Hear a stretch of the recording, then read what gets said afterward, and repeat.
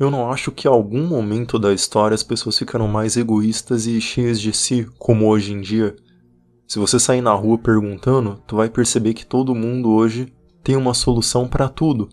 Um modelo econômico, social e político que é perfeito, não existe nenhuma falha. Na qual eles mesmos estão somente esperando uma ruína, uma brecha do sistema atual. Daí finalmente a utopia deles vão ser colocadas em prática. Uma utopia que só ela percebeu e que só ela sabe como se faz. E que obviamente num cenário de colapso as pessoas iriam atrás dela para conseguir esse tal conhecimento oculto e reconstruir a sociedade. Mas brincadeiras à parte, a pessoa ou as pessoas, já que são muitas que pensam assim, acham que tem a solução perfeita para todos os problemas ao seu redor.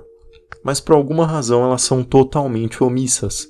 Mas se você perguntar para uma pessoa dessa se alguém que tem a resposta para tudo, mas guarda para si mesmo é louco ou egoísta, ela com certeza vai dizer que sim.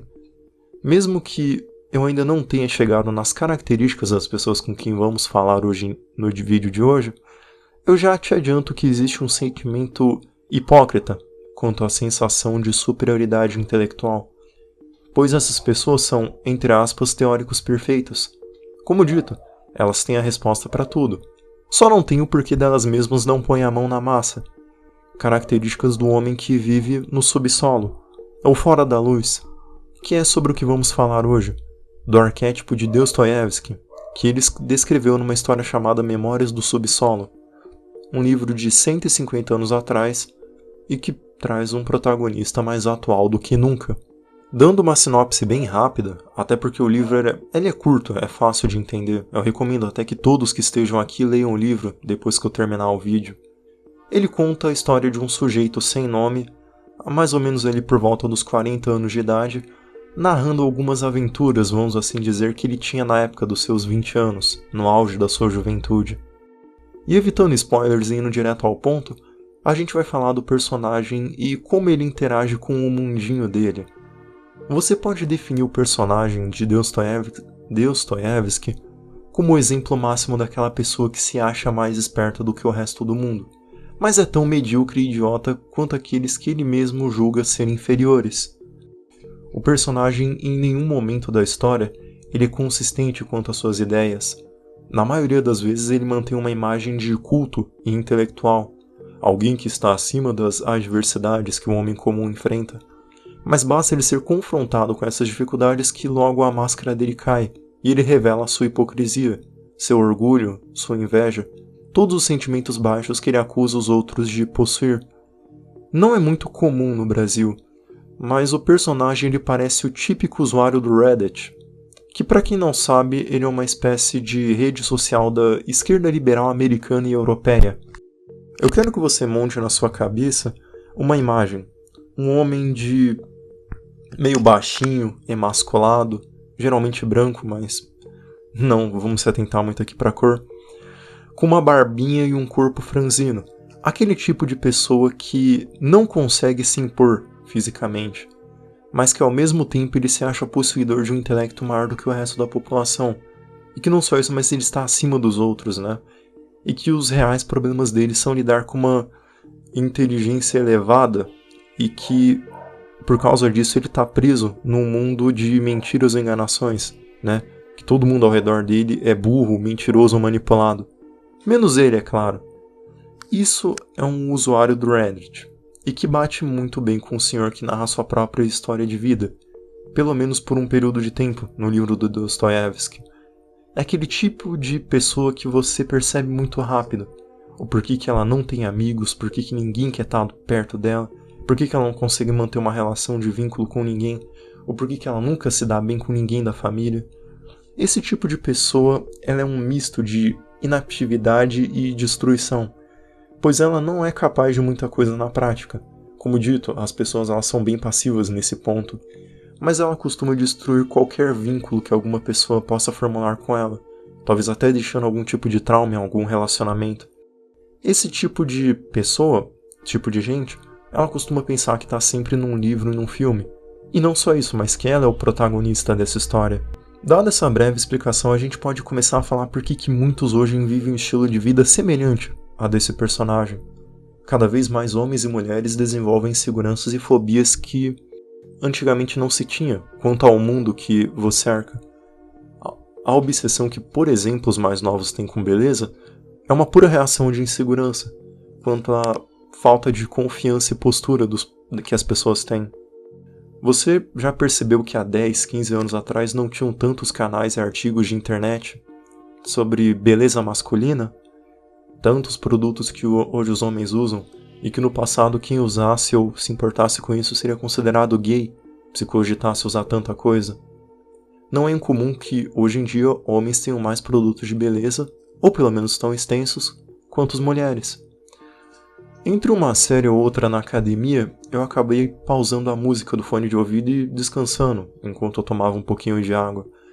E houve um rapaz, eu digo rapaz que provavelmente ele era menor de idade, ou muito próximo dos 18 anos, falando que ele tinha 3 perfumes diferentes em casa, e que ele usava um para cada tipo de ocasião. Acho que era um para escola, outro para academia e um terceiro só para sair. Se você der um Google sobre produtos masculinos, você vai achar muita coisa na internet. Isso se você, que está me ouvindo, não usa aos montes também. O que isso tem a ver com a pergunta que eu estava fazendo? Bom, o homem jovem ele é muito mais vaidoso e cuidadoso do que os seus antecessores. Eu tenho certeza que seus pais e os seus avós já estavam acabados, vamos assim dizer, depois dos 30 anos, mais ou menos ele naquela faixa. Mas eles tinham tato social, eles sabiam conversar e desenvolver relações, até porque eles não tinham as telas como refúgio. Talvez isso gerou uma certa sensação de confiança, que muitas das vezes os mais novos não têm. Nós temos entretenimento, mas isso moldou a cabeça dos mais novos e arrancou a confiança deles. Eles se fixam tanto em beleza porque acham que isso vai compensar a fobia social que possuem. Mesmo aqueles que desenvolvem relações, sejam relações de amizade, amorosa, sexual, continuam numa espiral de medo. Acho que nunca a indústria farmacêutica lucrou tanto quanto hoje em dia. E isso que a gente não tá... Eu tô falando só de beleza, mas isso se aplica em muitas áreas da vida moderna. O homem hoje ele é nutrido por um sentimento hipócrita e passivo de autoafirmação, que é bem esquisito na realidade. Ele acha que vive do melhor jeito, que tem a melhor ideia, o melhor pensamento, o melhor estilo, as melhores decisões, mas ele não consegue transfigurar isso para a prática. Ele toma as mesmas ações que o resto da sociedade toma, que ele acha ruim, e ele se justifica dizendo que ele é diferente dos outros. A mulher moderna baixa a cabeça de forma subserviente para a psicologia e psiquiatria, e diz que o resto do mundo é imbecil porque acredita em Deus ao invés de acreditar na terapia. Tu já deve ter percebido que as mulheres hoje são as mais engajadas na indústria médica. Os maiores sermões que eu recebi na minha vida, a meu respeito, quanto à saúde, eram de mulheres que diziam que eu deveria fazer terapia ou tomar remédios. Já os homens não reagem, seguem aquilo que lhes é imposto, sem saber o que realmente querem ou são. Eles seguem sonhos que são impostos a eles, empregos que lhes são impostos e ideias que eles normalmente não concordariam. Mas os dois, tanto homens quanto mulheres, acham que estão acima dos outros e que têm a descoberta para todos os problemas que temos na sociedade, e que se as pessoas ouvissem elas, o mundo seria um lugar melhor. Hoje em dia as pessoas rugem aos 4 ventos como o leão de Nietzsche, que superaram seus traumas e que são livres e que melhoraram.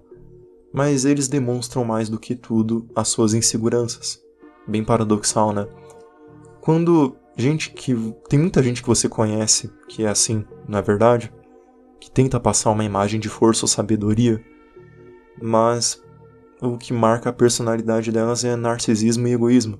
De muita gente hoje em dia, aliás. Mas tal qual o personagem que vivia no subsolo, a única coisa que fazem é fugir da realidade e tentar manipulá-la, ou achá-la que estão no controle, ou acima dela, enquanto só se machucam. E às vezes ao próximo, infelizmente. Sentimento de culpa, autojustificação, aquela vontade de gritar, sabe? O homem e a mulher, pelo menos brasileira, conseguem burlar a teoria de Nietzsche, que o homem sai do camelo, vai pro leão e termina na criança. Aqui as pessoas continuam no camelo, agindo como camelo, pensando como camelo, tendo a mentalidade de camelo, Mas a ação de leão, que é rugir, sabe? Que é gritar, que é tirar aquilo ali do peito dela, sabe? Eles rugem, mas ainda seguem o que lhe é imposto.